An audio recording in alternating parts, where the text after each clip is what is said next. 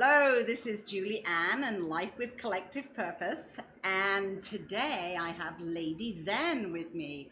We are in Puerto Vallarta, and I'm so happy that you could come into my living room before you went off to San Miguel Yeah, today. thanks for the invite. Awesome. So I met Lady Zen when she was performing at Encanto, and then I was invited to see your documentary art film, and which has won like 24 Yeah. awards. Yep. Wow. Yeah, around the world. I snort. Let's see. London, Singapore, New York, Canada, San Francisco, Malaysia. Yeah, a lot a places. Cannes Film Festival. Yeah, that'll come up soon. Sure, I'm sure. Wow. And so I saw your art film. I was like, okay. So one thing I loved about it is art. It's Thank you. It is. absolute art. The way that you present that whole story, and it's a slice of your life story that focuses on your name Mm. and your birth name, which then got changed as you went through the orphanage, then adoption system and fostering care Mhm. system. Yeah. And it's called What's in a Name. Mm-hmm. Yeah. What was what was your hope and dream of that documentary in terms of how would that impact other people by telling that story about what's in a name? Well, at first, it was really difficult to decide what I wanted to tell about the story. Um, I wanted to make sure that it wasn't a film that was all about poor me because my life is so rich and amazing and awesome, and I wouldn't trade anything about it for a different life. Mm. And I wasn't sure what would happen with the film. It was initially commissioned as a one-person play Mm. by a theater first in San Francisco, in Berkeley, California. And they asked me to write a play about my life.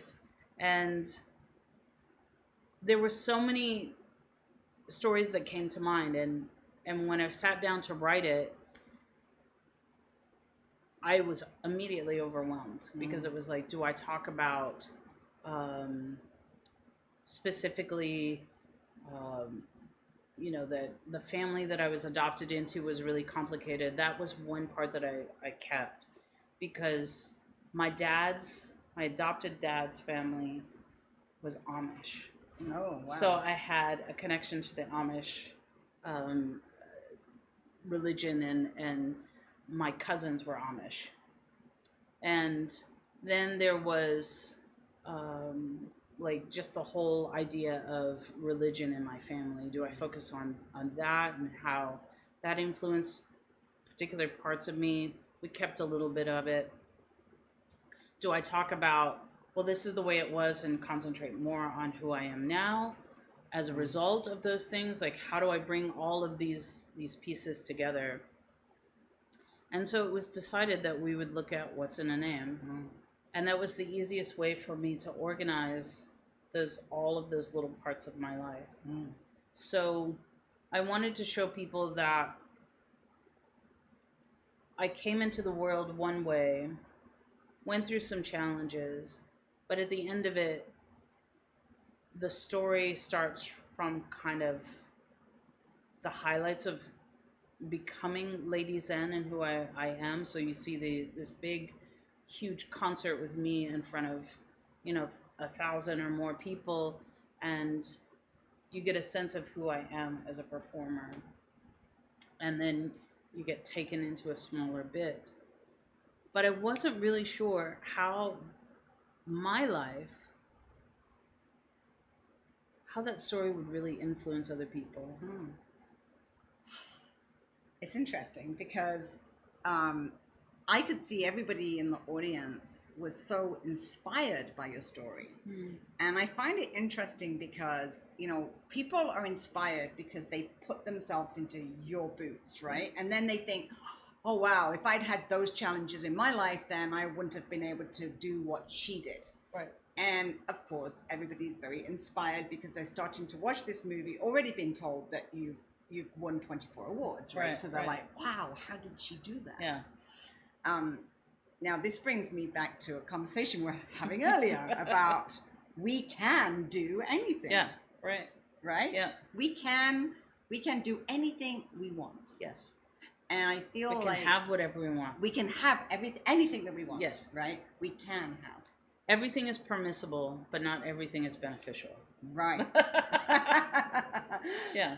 You wrote a song about that, or a Yeah. poem about that. It's a song. It's called "I Can Have Whatever I Want."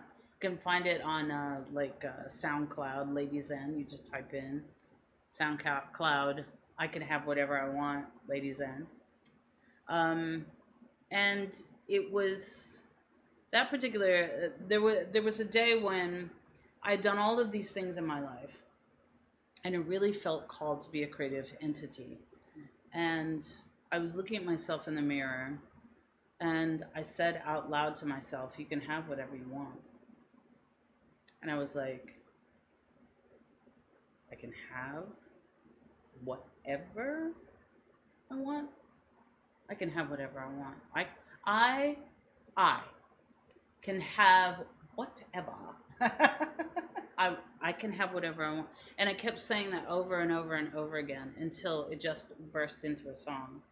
And I talk about these little things that had happened in this poem that is sung about, you know, I said to a friend of mine, I said, I really wish that tonight I could go to my concert and I would be in a Cadillac and I can step out of this Cadillac and be Lady Zen, like I would like to present my, and she was like, I have a Cadillac.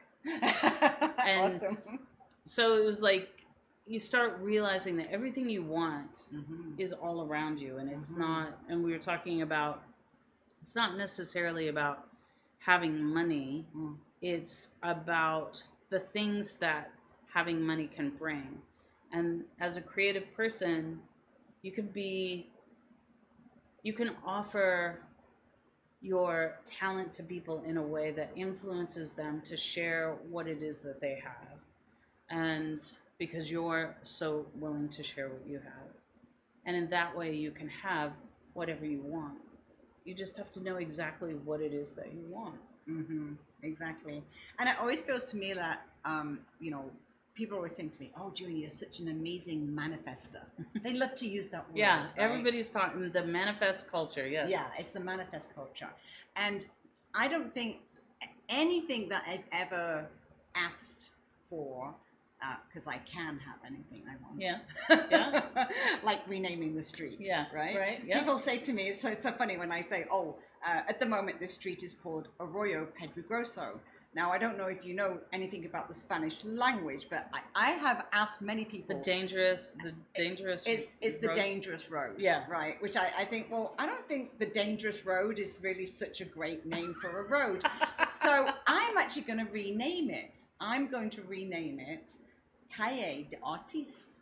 This is going to be the road of artists. and someone said to me, oh, can you do that in Mexico? Can you put in like a special request for a name for a road? And I'm like, you can make a sign though. You can do anything you want to. Yeah, Mexico, right?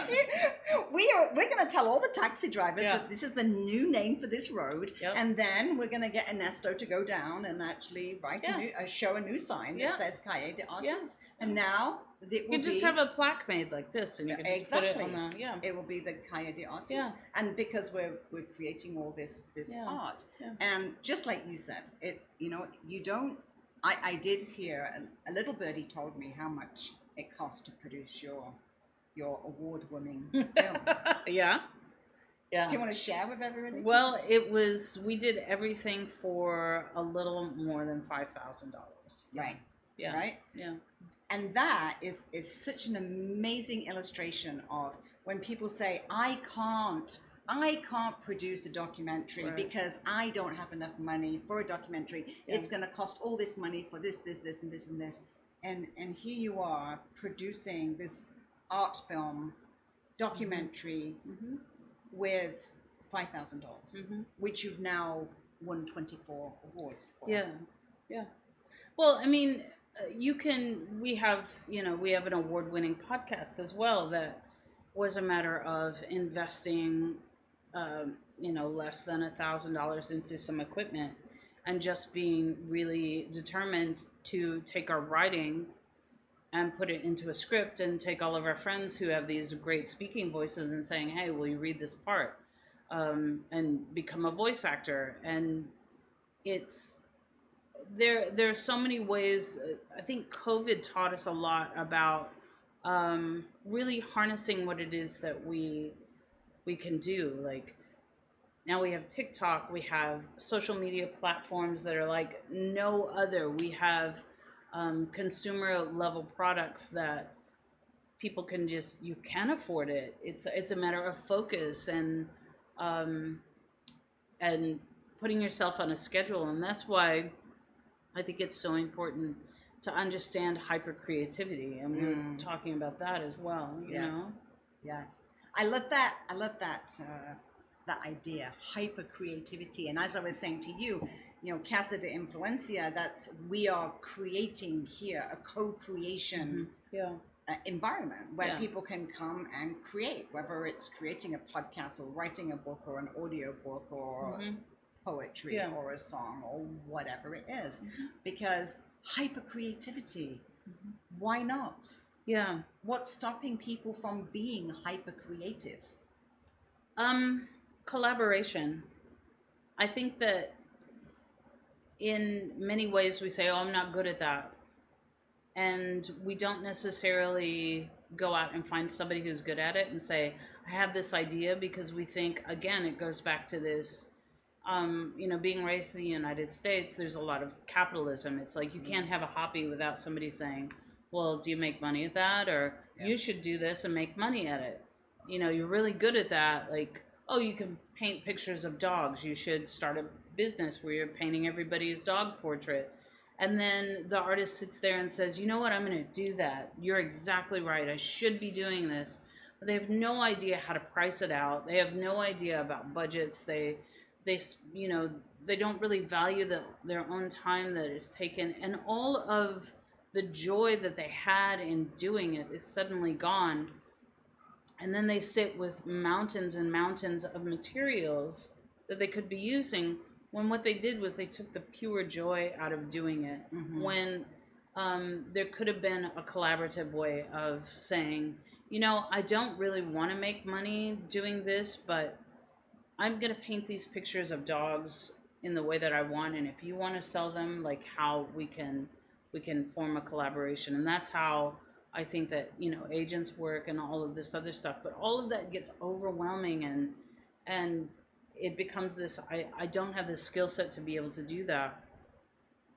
So if you find someone who can collaborate with you on those issues, like I'm really great at making a podcast, but I don't know where to put it. And you find somebody who says, oh, well, I represent podcasters and this is how you do it, and let me hear what you've got. And so that's what I think is the most important component for hyper creative people, is this creating this sort of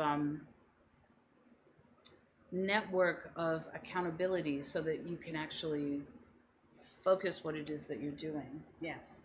And that is actually the purpose of this whole podcast show that I'm doing here, Life with Collective Purpose. Because when we can recognize that we really can do anything with collaboration, right? And collectively, if we have a purpose, which is to help the greater good, then magic happens. Magic just happens. Like this building, there's no way I can buy this building, but I don't have to buy it. Right? All I have to do is put the word out that this is what we're creating, and then I will have people collaborate to make it possible. Yes. And it's the first thing that people say to me was like, oh, how can you afford to buy a 5-story building? Mm-hmm. I'm like, well, I'm not doing this alone. Mm-hmm. I'm doing this as a collaboration. Mm-hmm. And I think what happens is people think, well, but aren't you supposed to get the money before you buy the building? Yeah. But you don't need to, right? Mm-mm. No, it's like, aren't you supposed to know all about producing a video and and producing a documentary, and you got to have the film set and all those things before you even think about Right. sitting down and writing a film script? Well, that was the thing. It was when this was going to be a play. What was going to happen? COVID shut down the theater.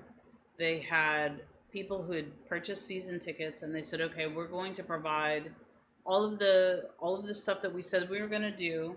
We're just going to give it to you online." Hmm. So the ticket holders would still be able to. The theater would still be able to survive. The ticket holders would still get the product that was promised from their support, and it seemed like an easy thing to do. They asked me to just find an empty proscenium. We'll give you $1,000 to write this. You go and you film it. Maybe with somebody just sitting with one, one as if they were an audience member, and you videotape it. Send us the video. We'll put it online. And when I was working with my acting coach, because I was like, I've never done a play before, so I needed a little help, and so that was my first collaboration. Right, was finding an acting coach that could help me act. Right. I'm a great storyteller, but that's different than acting. Yes. So, she read the script and was like, "Wow, I don't think you should just film it in an empty theater. I think you should make an art film." And I was like, it's a great idea. So I went back and said, "Can we make an art film?" The director said, it's a great idea. So he said, "I have a few people here that I think I could bring to Mexico. Let me see if they would be willing to do it for, basically, you're not doing anything. Well, you want to come to Mexico and make an art film?" Right. And they were like, "You know what? That sounds great. That sounds like a really great experience." And then I started interviewing some filmmakers that were in town, and I absolutely fell in love with this kid who's a young Mexican filmmaker who's, in his early 20s. Wow. And he was like, I'd really like to do that with you. And I said, well, let's make a film. Wow. And so everybody came together, and it wasn't about like, how much can we make from this? It was about reading the script and saying, I really like this, and let's figure out how we can make the most of it. The director had a great vision for how we were going to cut everything. There's a little bit of a CGI involved, and that's because the young filmmaker was just learning about CGI and said, "Hey, I've got an idea. Can we incorporate this stuff into it?" Because he was practicing. Is that where you kind of layer one thing on top of the other? Yeah, like the picture Yes. that comes alive. Like Right. It's my mother, and then all of a sudden it changes to a video of my father. There was the broken glass. Yes. That reforms in my hand. There's and then there's like the hand coloring of particular things. Like most people see the green. There's a little green dress in it that's hand colored. Yes, yes. So they've noticed that first of all, but the more you watch the film, the more you're like, wait a minute, that's colored over there. Right. It's like these little small elements. Vignettes, right. Yeah, yeah. So that's how it all happened, through collaboration. Yeah, collaboration. So this young filmmaker then, he must be just like over the moon happy that it's won all these awards. He's pretty happy. Yeah. Yep. That's awesome. Okay, Yeah. so can we see this yet? Well, we don't have a distributor. Okay. Yet. because I'm sure they'll appear. Right.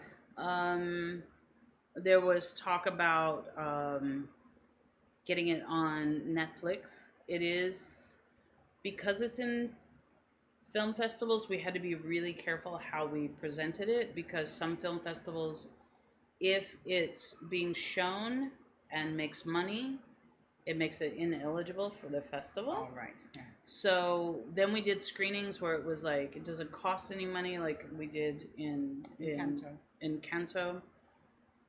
So the actual screening is free. And now I think we're moving into a little bit different categories. So I don't know what's going to happen. By the end of the month, I think I'll have a little more clear vision about what's going to happen with the film. But at this point, I don't know.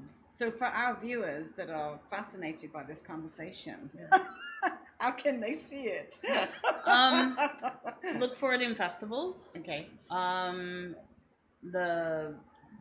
We do have a website, the what'sinaname.com, I believe.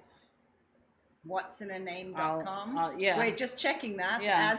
as we talk. There's a website for it. Lovely. Somehow. We'll be back. Yeah. We'll be back with that name in a moment.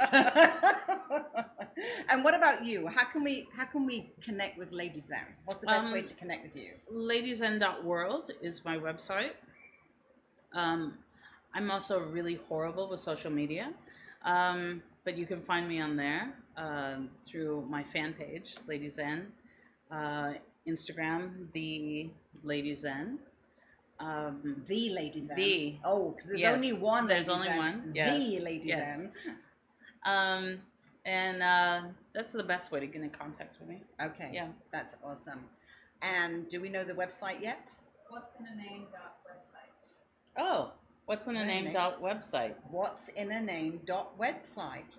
There's all these like domain names that I didn't even know existed, like .world. Oh yeah, yeah. What'sinaname.website. Yes. All right, so there we go. If you want to get a sneak peek of this film that we've been talking about, what'sinaname.website. Yes. Okay, and the Lady Zen Yes. on Instagram. Yes. And Lady Zen on the Facebook business page. Yes. Okay, awesome.